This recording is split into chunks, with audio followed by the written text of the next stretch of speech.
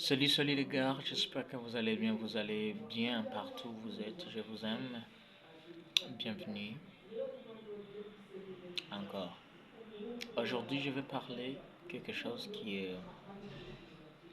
je vais parler sur le sujet qui est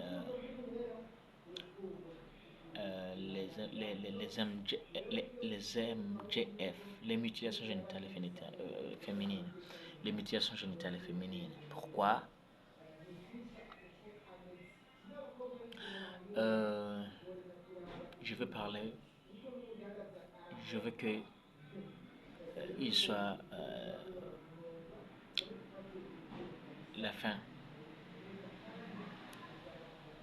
Je veux qu'on mette fin aux mutilations génitales féminines. Il faut mettre fin aux mutilations génitales féminines. Il faut mettre fin aux MGF. Les mutilations génitales féminines constituent une grave violation des droits humains, affectant donc des millions de femmes et de filles euh, à travers le monde. Ce phénomène ancré dans des traditions culturelles et des croyances sociétales doit cesser pour garantir la santé, l'intégrité et l'autonomie des femmes. Comme une pratique répandue mais dangereuse, selon l'Organisation mondiale de la santé, l'OMS, environ 200 millions de femmes et de filles ont subi les MGF, les mutilations génitales féminines, dans le monde. Ces procédures sont souvent réalisées sans anesthésie. Ce sont des procédures qui engendrent des souffrances physiques et psychologiques durables. Les conséquences incluent des complications lors de l'accouchement, des infections et des problèmes psychologiques. Comme racine culturelle des MGF, les MGF sont souvent justifiés par des croyances culturelles qui considèrent la pratique comme un rite de passage. C'est comme un rite de passage, un moyen donc de préserver la virginité ou d'assurer le mariage.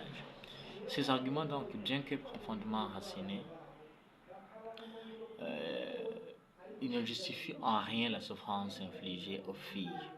L'éducation et la sensibilisation des communautés sont essentielles pour changer les perceptions.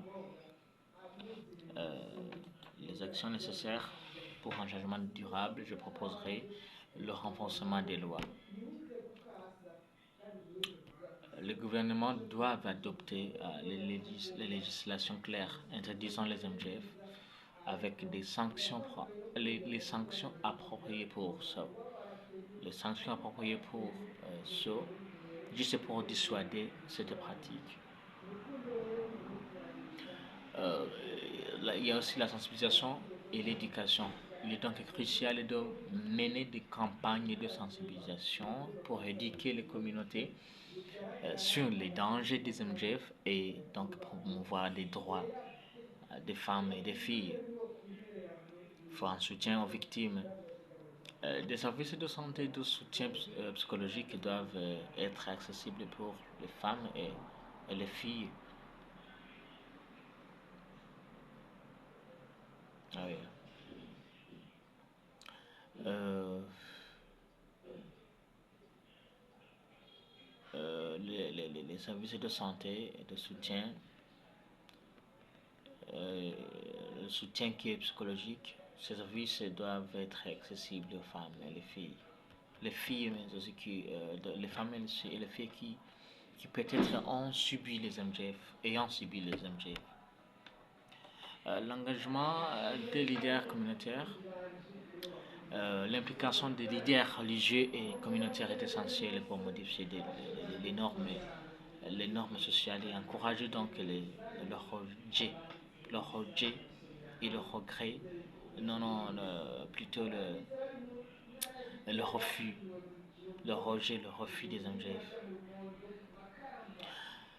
Laissez-moi conclure en disant que Mettre fin aux mutilations génitales féminines est non seulement un impératif éthique, mais aussi c'est une nécessité pour le développement social et économique. Chaque femme mérite de vivre sans douleur. Chaque femme mérite de vivre sans douleur, dans la dignité et l'autonomie. Agissons donc ensemble pour créer un avenir où les droits de toutes les femmes et les filles sont respectés et protégés. Merci, je vous aime. Votre ami Agnès.